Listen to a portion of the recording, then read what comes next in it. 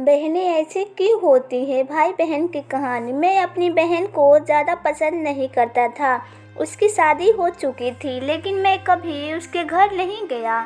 बस माता पिता ही उससे मिलने आ जाते थे।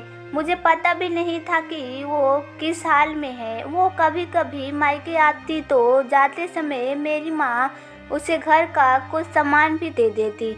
ये बात मेरी पत्नी को बिल्कुल पसंद नहीं थी। जब मेरी माँ ऐसा करती, मेरी पत्नी आकर मुझसे शिकायत करने लगती कि तुम्हारी माँ तुम्हारी कमाई कैसे उड़ा रही हैं, और जब भी तुम्हारी बहन आती है उसे खाली हाथ जाने नहीं देती थी।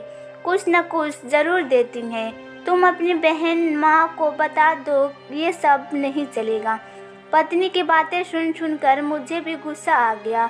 मैं माँ के पास गया और कहा, माँ ये सब क्या है? जब भी बहन घर आती है तुम कभी साबुन, कभी चावल का थैला, तो कभी दालों, सब कुछ दे देती हो।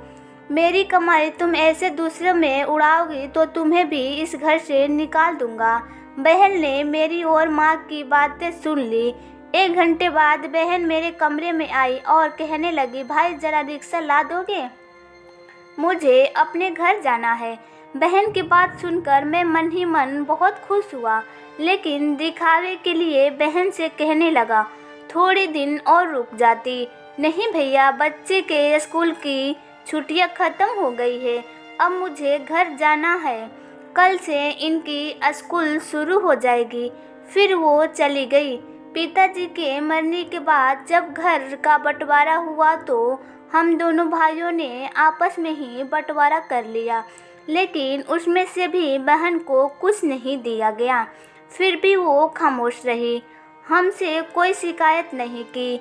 लेकिन हमारी माँ बहुत रोई और कहने लगी, बहन को भी कुछ दे दो।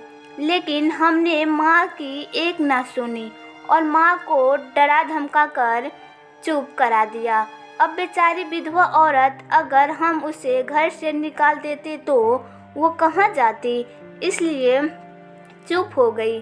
भाई साहब ने अपना हिस्सा बेचकर शहर जाकर नया काम शुरू कर दिया और वहीं रहने लगे। हमने अपनी बहन के साथ जैसा तैसा व्यवहार किया था, उसकी सज़ा तो हमें मिलनी ही थी। भाई साहब का कारोबार बर्बाद हो गया और वो मजदूरी करके अपना पेट पालने लगे। मेरे बड़े बेटे को भी टीबी हो गया। उसके इलाज में लाखों रुपया खर्च हो गया। जो भी मेरे पास था सब कुछ खत्म हो गया था और मुझे कर्ज लेना पड़ा था। हाल में इतना बुरा हो गया कि खाने के लिए भी पैसे नहीं थे। घर में कुछ राशन नहीं था। मैं कमरे में अकेला बैठ सोच में गुम था कि मेरी बहन घर आ गई।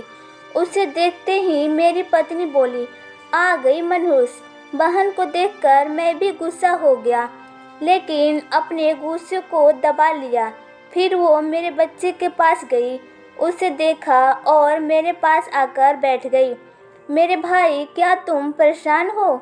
ये कहते हुए उसने मेरे सर पर हाथ फेरा।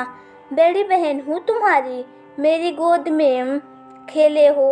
अब देखो, अपनी बहन से भी बड़े हो गए हो कि बहन को कुछ नहीं बताते, अपना दुख भी नहीं बांटते। ये कहते हुए उसने अपने सोने की कंगन निकाले और मेरे हाथ में रख दिए।